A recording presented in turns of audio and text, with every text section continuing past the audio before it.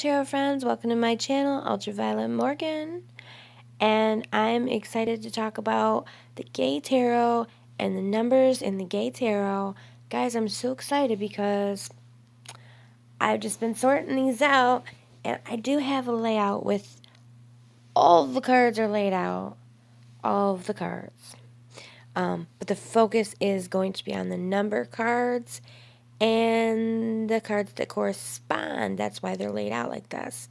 So, yeah, while putting it together, I discovered I was just wanted to look at the number cards and see the similarities or see, because I noticed as I was going through them, some things that seemed to pop out. And what I found was even better. So we'll just get right into it, guys. We'll just get right into it. So we're going to start off with our number 0 Fool card. And here's our Fool. He's a hitchhiking fool. And he's just going to travel along our majors and our numbers. Okay. And he's just... And then when we get to the end of the road, he's also our 10 of Wands, which I just thought was pretty cool. Now, I don't think... No, he's not the same guy on all the 10s, just the 10 of Wands. So we've reached the end of the road, and then the way that I have laid it out, we have the World, the very last card, and the 0 card are kind of both outside of time. So that's how I have personally seen these cards to be. So, moving right forward with number 1, the Magician, who is this magnificent stage magician who I'm just in love with. This was my dream as a child. I wanted to be a stage magician. So, yeah, it's pretty cool. And then when you go all the way 1 through 10 and then loop around at 11, you have the Strength card, again, a stage performer. And then all of the aces all correspond with the stage magician because they all have the hat. So you've got your sword, your coin, your magic wand, and your cup. And these are your aces. And they're really beautiful. Okay. Then we move to the 2. And for the 2, instead of the High Priestess, we have the Intuitive. So here we have a young man in his own thoughts. Right? And we'll just go down to the Hanged Man. Once again, he's in his own thoughts. He's looking at things from a different perspective. This is one of my favorite Hangman cards ever. He's diving off a diving board. And I love swimming and I love water, so it's fantastic. And also really, really good because your High Priestess or your Intuitive is connected to the moon and the water. So, perfect. I mean, the tie-ins on this deck are amazing. Really, really well thought out. And then, so for the core cards, I arranged them how I felt. I'm not really sure that they go in this kind of arrangement, but I did put them down. So, I'll consider them because maybe something will come up later. So I put the youths in with the 2s. They just didn't seem to go with the magicians. So I put them with the 2s. I don't know that they really correspond other than that these 2 undressed men. So the youths, why am I missing? I'm missing one of my other youth. The focus. Okay, so I don't know. I just put them with the 2s, so these are the youths. I don't really have a lot more thoughts on it for right now. It'll come in handy. My layout with these will make more sense a little further along. So, in any event, here we've got our intuitive, lost in thoughts guy.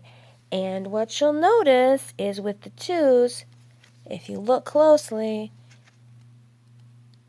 this one you don't see it as much, but I'm pretty sure it's the same guy. It's definitely the same guy in all of the 2s.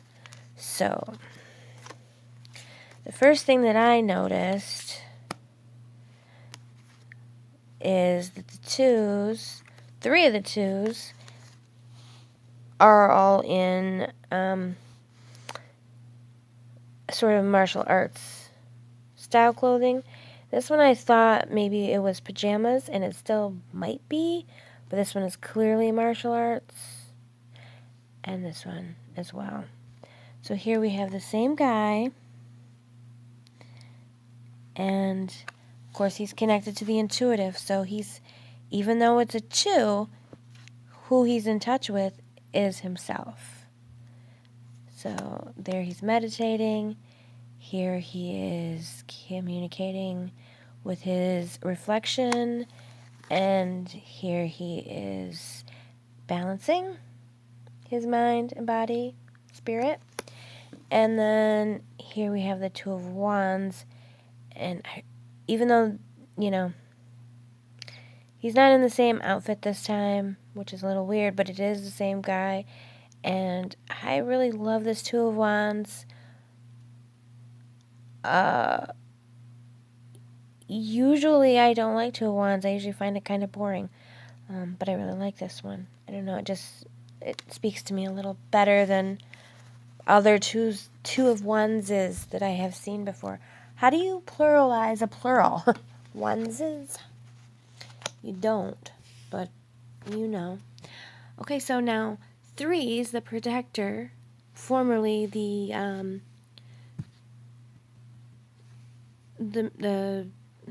all I can think of is mother, the Empress. So we have the protector, and we have our 3's, and we have this character, this youngish guy with his little daughter, or could be a niece. I think it's his daughter as I look at it more. And he's got this little Y on his hat, and I think he has that on all of his hats. And then, sadly, we have the death card right below. And I can't tell because he's turned his back and he's not wearing a hat. So I can't tell if this is...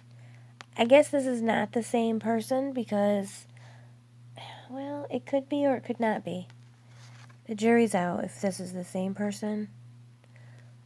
And you know what? I mean, we see this guy alone, so I almost want to say it really could be like that he's a single father because he lost his partner.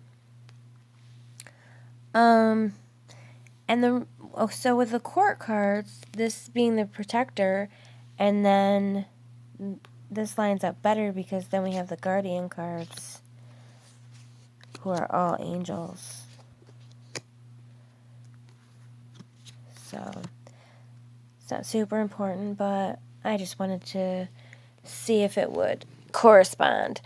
So now I want to look at the 3's. And the 3's have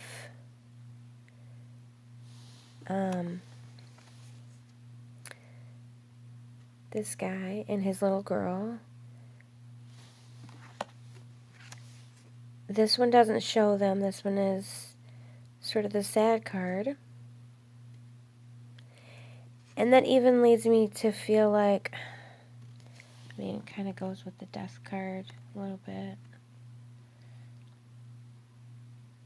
Like that they're, grieving, lost, heartbroken. And then here he is painting her room. This looks like sort of like Lilo and Stitch, kind of. So what these ones all threes have in common is this sort of protective vibe. And here is like the Three of Swords, like he wasn't able to protect her from that loss, from that pain.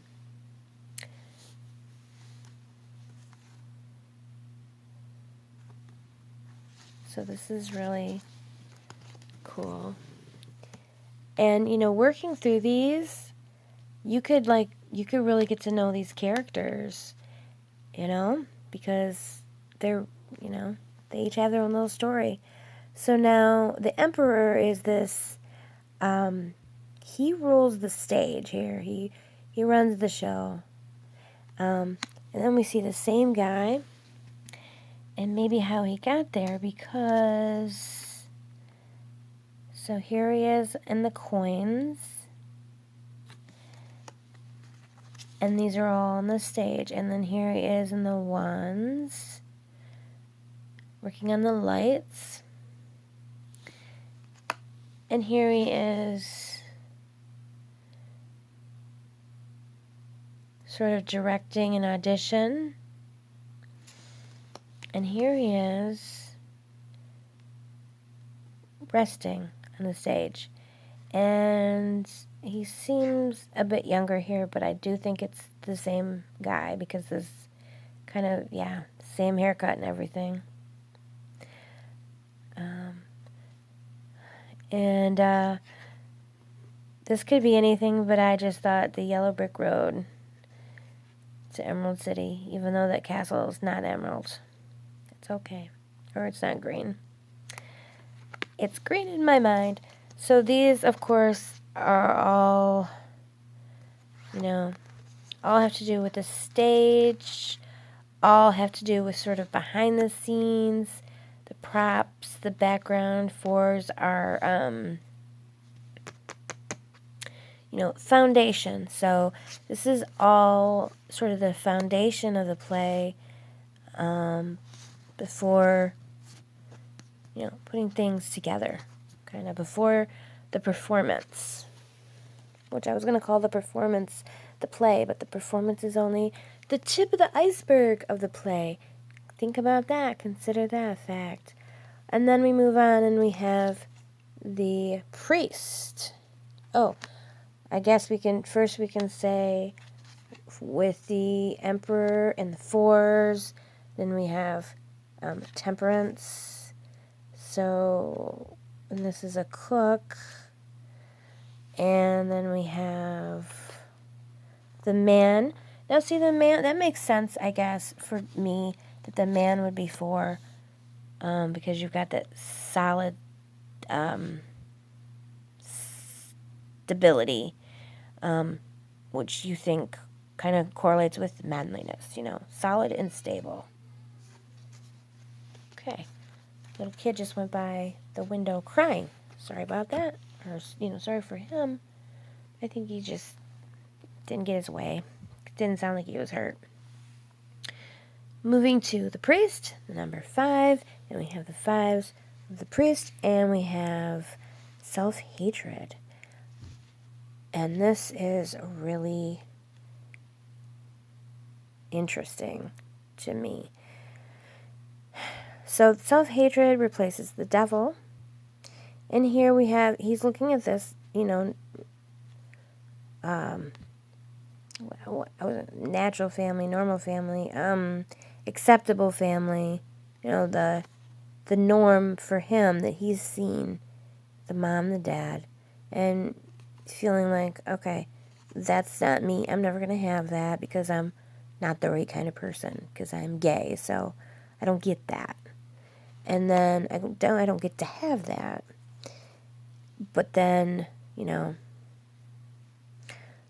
later on comes some acceptance and things, but and then the wedding. So from here to here, he has learned that acceptance and found his partner. But however, 5s are change, and fives are not the best number in tarot by any means. And then I have the fives are matched up with the sage. So I don't really know how that correlates. It's just how I matched them up for now. Because it made sense to just put them in order. And really only the guardians made sense. But so now looking at the fives, and what do the fives have in common? So two of the fives are sports and sort of competition. And the five of swords, he's kind of a poor sport. You know, he's a sore winner. Reminds me of John McEnroe, kind of throwing things around. I wonder if they thought of that when they did that. The wands are, you know, having their skirmish, their head-to-head. So the masculine ones are competition, and then the feminine ones are loss. So you have the coins, and you have the broken cups. So the feminine ones are loss, grief, sadness. So I guess, I mean, if you can look at those as two sides of the same coin, sort of an outward expression where it's aggression, and an inward expression where it's sadness, I suppose. Then we have, and this is great. This is a really great one. So 6 is the Lovers card. And here we have this man, and this man. And this is going to be the same couple throughout. And the card directly underneath is the Revelation. So it kind of doesn't look like the same person, but especially since, like, it's weird because these parents look black and this guy does not. But I'm gonna say maybe he's adopted. Maybe it's the white guy. He's adopted. He's fallen in love with a black man. I don't know. But here's the Revelation. Here's the tower. Here is, you know, telling the parents the truth and being able to find love. So the 6s correlate with the lovers card, and the lovers is this couple. And so you see this couple every time. So now, this card makes a lot more sense looking at what it says in the book. The book is talking about an inequality of... Pause. Okay. The book is talking about an inequality of power here. And now that I see that this is the couple, and he's going to the bank to ask for money from his lover, I can see why it's an inequality. This is not just some guy at the bank. This is this couple. And so this couple is featured in all of the 6s. The coins, the cups, and the cups is about gifts. This card is called Happy Birthday. And then we've got the wands, where we've got the Pride Parade, and the two, they're together. So this would normally be where the Victory Parade with the big crown of leaves, the laurels. So this is the Victory Parade, and this is the 6 where they're going out of rougher waters into smoother waters. So this could maybe represent some difficulties that they've gone through together, or even some fighting. And he's got a 6 on the back of his shirt, which I think is really cool. And he has a star on the back of his shirt, which looks like a 6-pointed star. 1, 2, 3, 4, 5, 6. Yeah, clever artwork. I like it. So yeah, it's really pretty cool.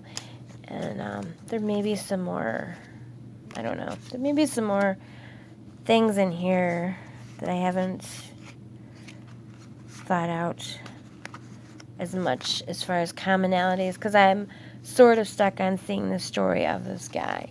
Because now we have the 7, which is the Chariot. So, and then we have this guy, and then here we have him again in the Star.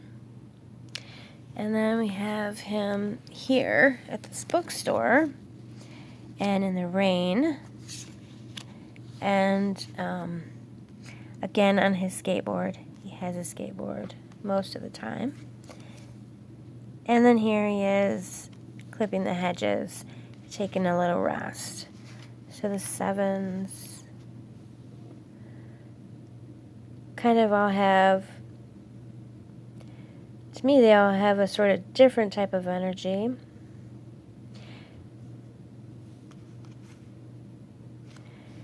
Here, these two 7s both have a restful energy, these being the feminine ones, and these are really not that restful,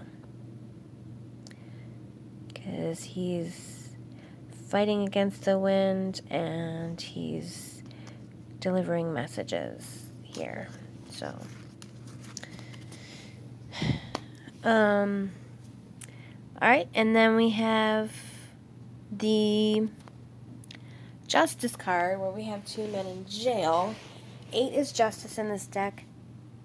To be totally honest, I do feel like Strength would have went better here. But we have Justice and we have the Moon. So maybe I'll discover the reasoning behind this. And so our 8 cards are all forward movement, which is why I think Strength would have made more sense. Because of the strength to move forward, I just don't get it with Justice. Because I feel like Justice is like more of a stuck energy, but I don't know. I guess the wheels of Justice roll forward. But here we have, he's saying goodbye to his family. He's going somewhere far away. Here he's traveling on a subway. Here we have the 8 of Wands, which is birds flying forward. And here we have a forward motion more related to time.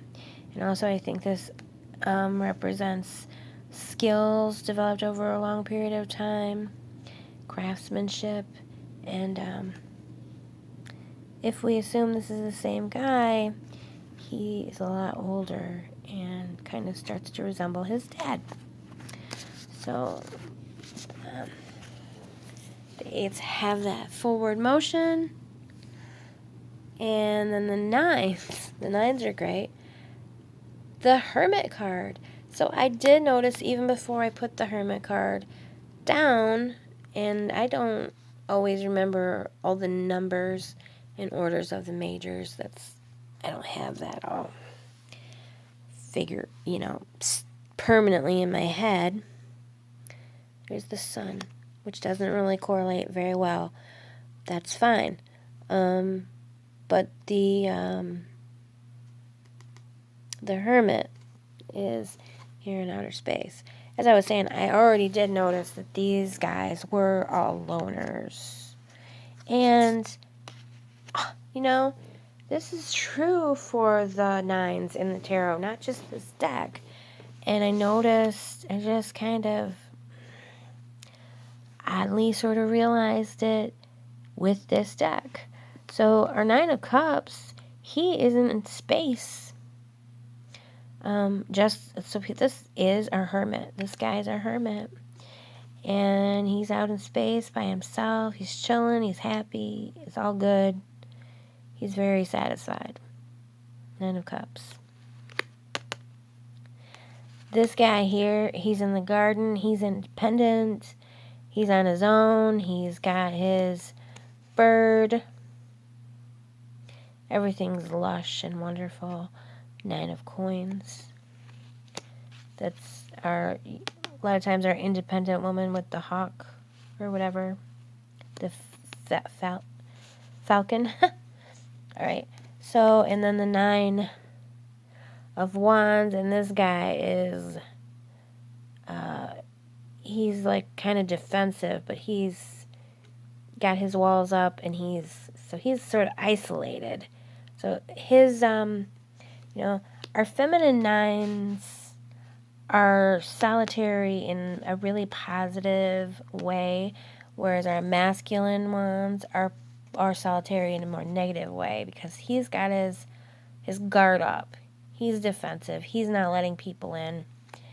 This Nine of Wands, he's alone in agony. He's alone in his fears and his worries, and this makes me think of like maybe some type of PTSD or just general nightmares, playing things over and over in his head. So, yeah, our Nine of Swords, this guy has that. He's alone in his torment. And in his torment, he feels alone. He can't be comforted. He can't let anyone in, and he can't accept anyone.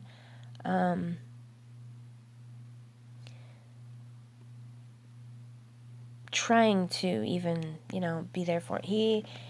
Nobody understands me kind of a place with the 9. And on the 10, we have the Wheel of Life, and this shows several different men, and they don't really get like older as they go around, and I don't think they're the same man. I think they're just different men from different stages of life, different kind of coming together. I don't know, someone else might read them as the same man, but I don't. I just don't see them being the same guy at all. They don't even all look to be the same ethnicity to me, so I don't think they're the same. And then this is just the best. Beyond Judgment. So yeah, I think that they're probably all men that have come together. I wonder if they're the same men that are in this card. I don't know. I don't really see that. That'd be cool, but I don't see that. And then the 10s. The 10s are not the same.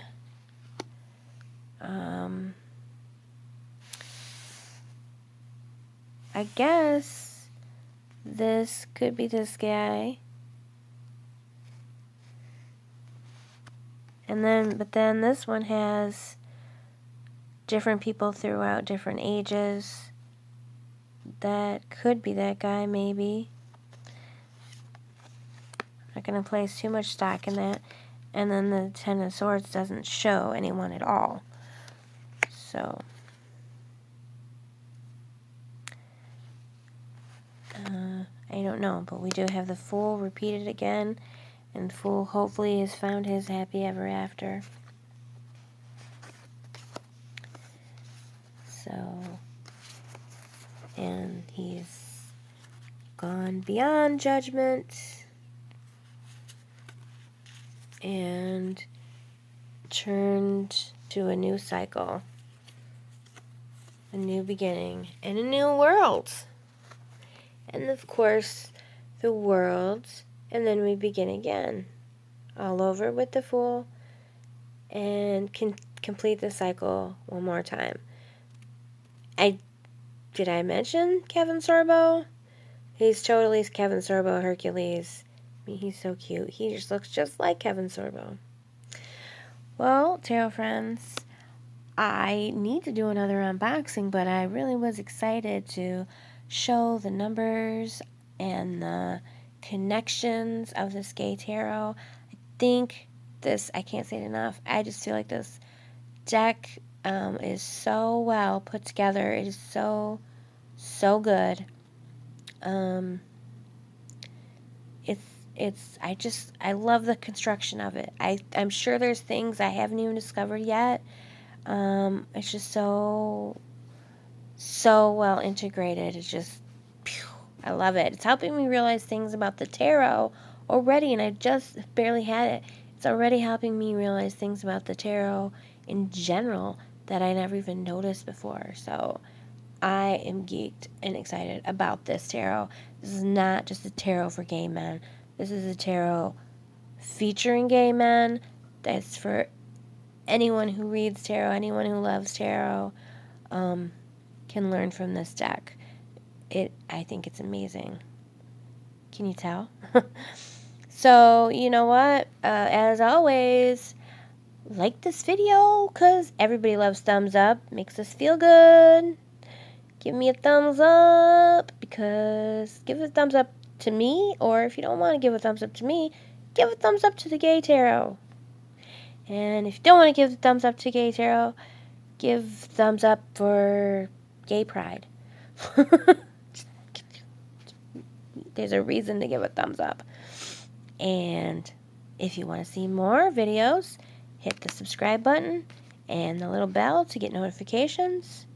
And then, you can hit it like 1, 2, 3 times or whatever to decide what level of notification you want. If you want every time I upload a video, or just occasional ones, you can do that. That's cool. And of course, as always, leave comments down below, because I like comments, and I do try to respond to all the comments in some way, shape, or form. And I'm here for community and conversation about something we all love, the tarot. So as always, tarot friends, catch you on the next video, and be well.